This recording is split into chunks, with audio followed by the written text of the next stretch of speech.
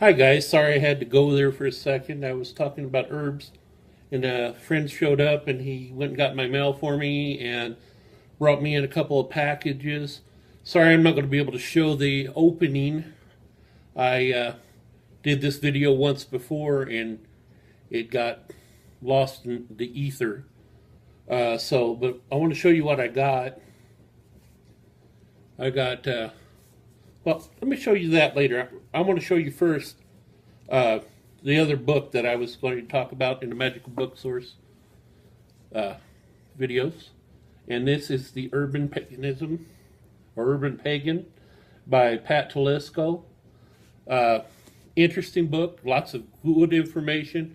It's called Magical Living in a 9-to-5 World. And it's got all kinds of different subjects in here. It talks about how to set up your altars, talks about scheduling. It talks about how to do a little bit about urban gardening. It goes all the way through the basics, the 101 stuff too, so in case somebody really doesn't have a firm grasp on what paganism is all about, it goes through the 101 stuff. It talks, like I said, it talks about herbal recipes, herbal gardening. There's a chapter called The Frugal Magician. It talks about New Age Consumer Handbook. I'm not sure what that is. How to find and make tools and candles and things like that. Great creative uses for modern items. One of the things that she talks about in here is altar space, and sometimes in a big city or something like that, or if you are a pagan who has not came out of the broom closet, quote unquote, to talk to your family and friends about this, sometimes you can have an altar, but it doesn't have to be openly displayed, or sometimes it can be openly displayed and you just use it for multiple reasons, and you just cleanse it before you use it for magical reasons. But one of the things that she talks about is a mini altars, and you can do that with a cigar box or any shoe box or something. You just gather together your spell components and your altar components and put them all inside a shoe box, and then you can pull them out.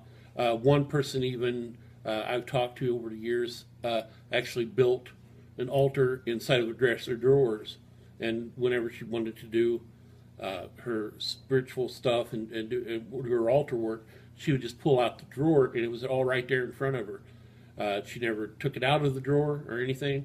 It was pulled out in front of her, and then she just did everything, made sure all candles and everything were totally extinguished, and then closed the door.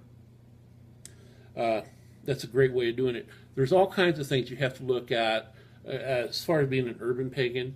It depends on where you live at. Is open display of pinnacles going to cause you issues, or do you care? Me personally, I'm out. I've been out for a long time, and I'm talking about out magically. I've been out for a long time, and I've have no issue with telling anybody what I believe. I've talked to preachers and lawyers and doctors and have no issue with it, and they accept me for who I am, which is so far they have. I've had a few people try to preach at me, but just go on with yourselves. But anyways, this book by Patricia Telesco, let me get it one more time, get a little better view of it.